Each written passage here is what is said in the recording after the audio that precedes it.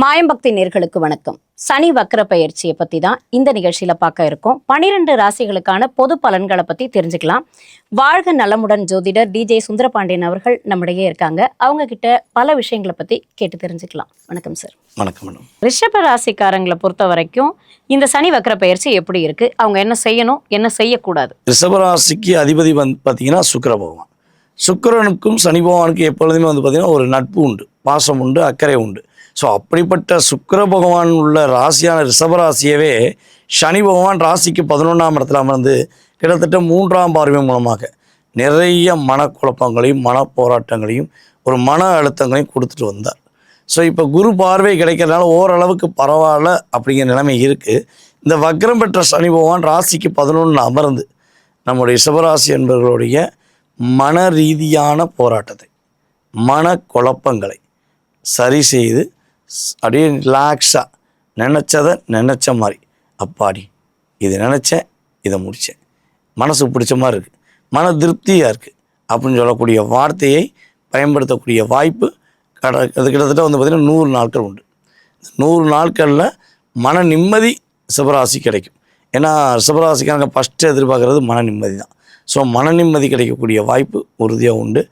காதல் சம்மந்தப்பட்ட விஷயங்களில் நம்மளுடைய 90 கிட்ஸ் ஆகட்டும், 2K கிட்ஸ் ஆகட்டும், ஸோ இந்த காதல் சம்மந்தப்பட்ட விஷயங்களில் அதிகமாக இப்போ லாக் ஆகிட்டாங்க. அதாவது ஆன்லைன் மூலமாக, இன்ஸ்டாகிராம், ஃபேஸ்புக், சமூக வலைதளம் மூலமாக நான் ஏமாற்றப்பட்டேன், நான் ரொம்ப நம்பினேன், எவ்வளோ நல்லா தான் பேசிக்கிருந்தாங்க, அவங்கள நம்பி நான் என்ன பண்ணேன், என் மனசை பறி கொடுத்தேன், இப்போ என்னுடைய வாழ்க்கையில் எல்லாத்தையும் நான் பறி கொடுக்க வேண்டிய சூழ்நிலையை உருவாக்கிருச்சு. அவங்க புரிஞ்சு வருவாங்களா, என்னுடைய காதலை ஏற்றுக்குருவாங்களா அப்படின்னு நினைக்கக்கூடிய ரிஷபராசி என்பவர்களுக்கு காதலில் ஒரு புரிதல் உறுதியாக அவங்களுடைய ஆப்போசிட் பார்ட்லேருந்து இவங்களுக்கு கிடைக்கும். இவங்க காதலை அவங்க புரிஞ்சுக்கிட்டு அன்பு காட்டக்கூடிய வாய்ப்பு கிரக ரீதியாக உண்டு. ஸோ அதுக்கடுத்து இன்னொரு பெரிய விஷயம்னு பார்த்திங்கன்னா, நம்முடைய ரிஷபராசி என்பவர்களுக்கு காதல் திருமணத்துக்கான வாய்ப்பு. எவ்வளவோ போராட்டத்தை சந்தித்த ரிஷபராசிக்காரங்க இந்த காலகட்டங்களில் காதல் திருமணம் முடிப்பதற்கான வாய்ப்புகள் சூப்பராக இருக்குது. அதே போல் இவங்க மேலே இப்போ ஒரு வீண் பழி சுமத்திருப்பாங்க.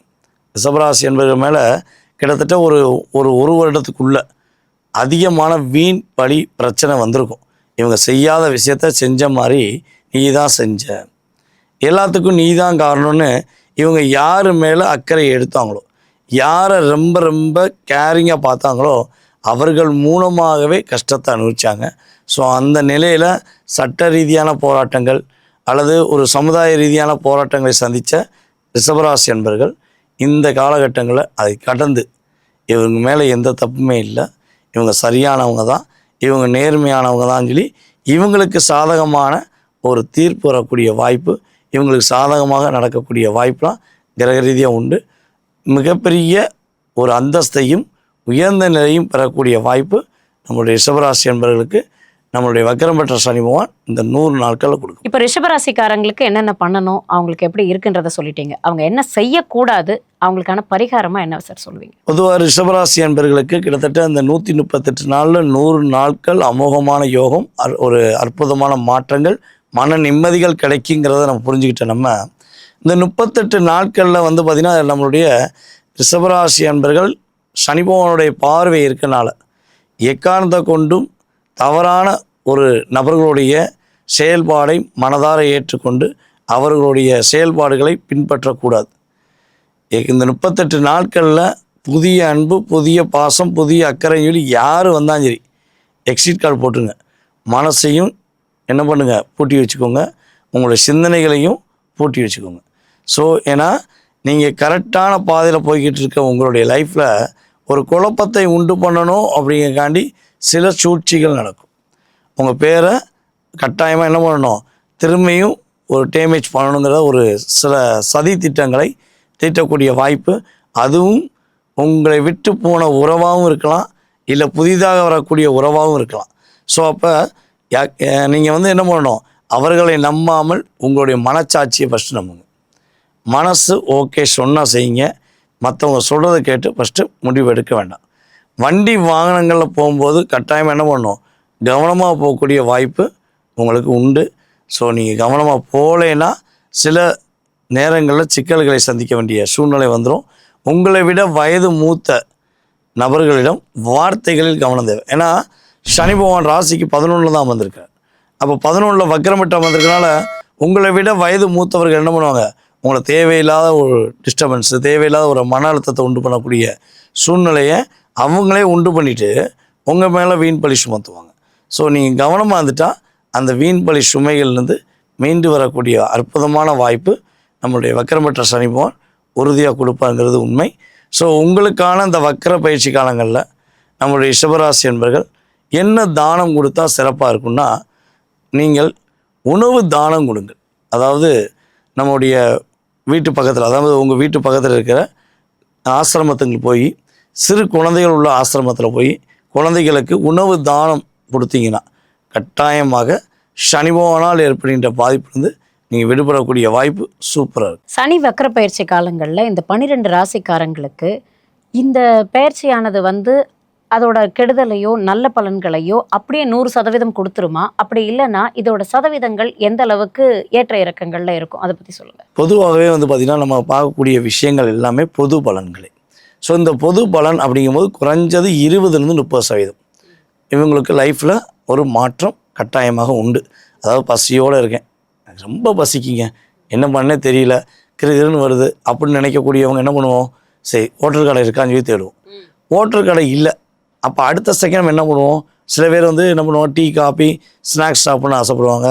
சில பேர் என்ன பண்ணுவாங்க, கூல்ட்ரிங்க் அதாவது பழங்கள் சாப்பிட்லாம், எனக்கு ஜூஸ் சாப்பிட்டா தான் எனக்கு எனர்ஜி கிடைக்குன்னு நினைப்பாங்க. ஸோ அது சார்ந்த இடங்கள் இருக்கான்னு பார்ப்பாங்க. இருந்துச்சுன்னா என்ன பண்ணலாம், அதை சாப்பிட்டுட்டு என்ன பண்ணலாம், எனர்ஜியாக கொஞ்சம் சாப்பாடுக்கு போய் சாப்பிட்றதுக்கு நம்மளால் முடியும் அப்படின்னு தன்னம்பிக்கை கொடுக்கும்ல. ஸோ அந்த எனர்ஜி பவர் தான் இந்த கிரகத்துடைய பயிற்சிகள். அதாவது சனி பயிற்சியாகட்டும், அல்லது குரு பயிற்சியாகட்டும், அல்லது ராகுகேது பயிற்சியாகட்டும், அல்லது மாத பலன்களாக இருக்கட்டும், எல்லாமே ஒரு 20-30 தான் லைஃப்பில் ஒரு உறுதி செய்யக்கூடிய வாய்ப்பு. இந்த 20-30 உறுதி செய்யும் பொழுது இந்த 70% சொல்லக்கூடிய விஷயங்கள் எதில் இருக்குன்னா சுய ஜாதகத்தில் இருக்குது.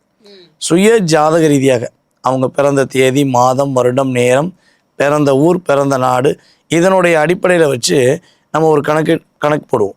ஸோ அதன் அடிப்படையில் அவங்களுக்கு என்ன லக்னம் வருது, லக்ன புள்ளி என்ன, இப்போ நடக்கிற தசா என்ன, புத்தி என்ன, தசாநாதன் எத்தனாம் இடத்துல வந்திருக்கார், புத்திநாதன் எத்தனாம் இடத்துல வந்திருக்காருன்னு டோட்டல் கம்யூனிகேஷன், அவங்க கூட எந்த கிரகம் சேர்ந்துருக்கு, பாவ கிரகங்களுடைய பார்வை அதிகமாக இருக்கா, சுப கிரகத்துடைய பார்வை அதிகமாக இருக்கான்னு எல்லாத்தையும் செக் பண்ணோம்னா அக்யூரேட்டாக அவங்க மனசில் உள்ள எல்லா விதமான கேள்விகளுக்கும் கடந்த காலங்கள் மற்றும் எதிர்காலம் சம்மந்தப்பட்ட விஷயங்களை துல்லியமாக என்ன பண்ணலாம், நம்ம கணக்கிட்டு 70+ நம்ம சொல்லிடலாம்.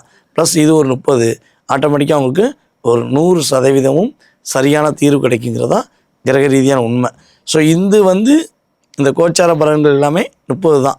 அப்போ இந்த 30 பார்த்துட்டு எனக்கு எதுவுமே நடக்கலை, எதுவுமே கிடைக்க மாட்டேங்கி, நான் நினச்ச மாதிரி இல்லை அப்படின்னு நினைக்கக்கூடிய விஷயங்கள் சரியான பாதை கிடையாது. ஸோ இது வந்து ஒரு 30% உங்களுக்கு நடந்த விஷயங்கள், நடக்க போகிற விஷயங்கள் சொல்லியிருக்கோம். இது உங்களுக்கு பிடிச்சம் இருந்துச்சு என்ன பண்ணலாம், கான்டாக்ட் பண்ணாங்கன்னா நம்ம அவங்களுக்கு துல்லிய பலன் சொல்லிடலாம். சுயஜாதகம் பார்த்தாதான் அடுத்து இருக்கக்கூடிய அவங்களுக்கான வளர்ச்சி திட்டங்களை பற்றி தெரிஞ்சுக்க முடியும். கண்டிப்பாக சொல்லுவோம். இது பொது பலன்கள் மட்டும். நல்லது சார். இது வரைக்கும் வந்து சனி வக்கர பயிற்சி என்னென்ன செய்யும், என்னென்ன பரிகாரங்கள், என்னென்ன செய்யக்கூடாது, 12 ராசிக்காரங்க என்னென்ன செய்யக்கூடாதுங்கிறத பற்றி ரொம்ப துல்லியமாக ரொம்ப அழகாகவே எங்ககிட்ட வந்து ஷேர் பண்ணிக்கிட்டீங்க. அடுத்த நிகழ்ச்சியில் சந்திக்கலாம். நன்றி. நன்றி.